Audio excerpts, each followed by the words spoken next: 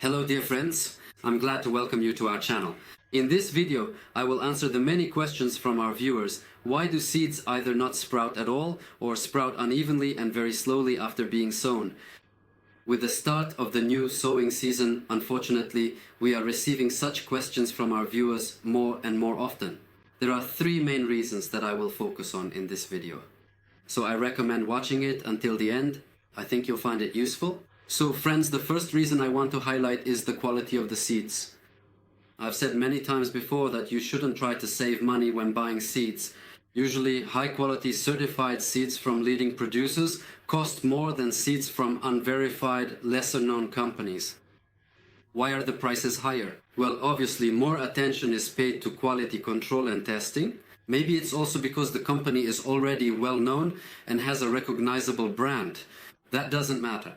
What matters is the results that seeds from reputable companies deliver. We use only high-quality seeds year after year without trying to save money, and we have no regrets about it. This is especially important when growing vegetables or flowers for commercial purposes. By spending a little more now on high-quality seeds, we can later reap 10 or even 100 times more in yield or in the beauty of the flowers we grow. This has been proven many times. So, first and foremost, it's about choosing the right seeds. This is the first step with which cultivation begins, selecting and purchasing seeds. That's it. Everything else, provided we take proper care, will always yield good results with quality seeds.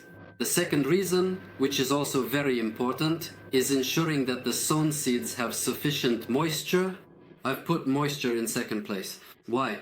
Because let's take tomato seeds as an example.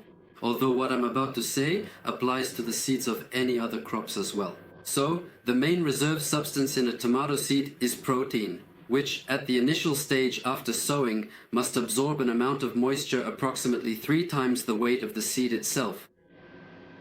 It is specifically the protein that absorbs and becomes saturated with this moisture, causing the seed to swell.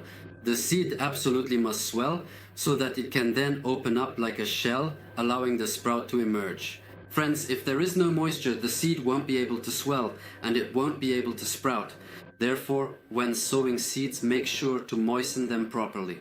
The next day, check the soil moisture level again. Again, provide additional watering at the slightest suspicion that there isn't enough moisture, that it has evaporated somewhere. Many gardeners, for this very reason, pre-soak seeds so that they begin to germinate while already soaked. You can do without pre-soaking, but only if there is sufficient moisture after sowing. And the third reason, which in fact all three reasons are equally important, equally significant. And finally, the third reason is the direct dependence of seed germination rate on temperature. The temperature of the soil, not the air temperature, not somewhere else, but specifically the temperature of the soil. You know, friends, that the air temperature above the tray and the temperature of the soil where the seeds are located are different, and it differs by 2 or 3 degrees. A difference of 2 or 3 degrees can sometimes be the critical factor that affects 100% germination rate. Let me give you a few examples. Again, let's take tomato seeds as an example. So, friends, at temperatures below 8 degrees, tomato seeds practically do not germinate. At a temperature of 10 degrees, tomato seeds sprout on the 14th day. And that's just the beginning of sprouts on the 14th day. And the very last seed that is sown may not even begin to sprout until the 29th day. So there you have it. Insufficient and inadequate temperature conditions can significantly stretch the germination rate of these delicate seeds by a full 15 days, potentially impacting their overall growth and development. The first one sprouted on the 14th day after sowing, and the last seed sprouted on the 29th, and only about 50% sprout at 10 degrees. The most optimal temperature for tomato seed germination rate is between 18 and 24 degrees. It is precisely at this temperature, provided the seeds are of good quality and have been sufficiently moistened after sowing, that the sprouts will appear on the 3rd day and germination rate will be complete by the 5th day. That is, 100% of the seeds will sprout by the 5th day. Just 2 days, only 2 days if you provide the optimal temperature. This is a very, very important indicator. Please do not neglect it.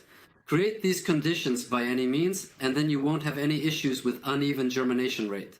I'm deliberately not focusing on soil and lighting in this video because at this stage these two factors do not play such an important role in seed germination. The only thing is that the soil should not be too dense and should not prevent the sprout from emerging above the surface. It should absolutely not be treated with any harsh chemical herbicides whatsoever, and the presence or absence of lighting does not play any significant or crucial role whatsoever at the very initial seed germination stage of its development. Friends, I will end my video here. Thank you all for your attention. I hope it was useful for you.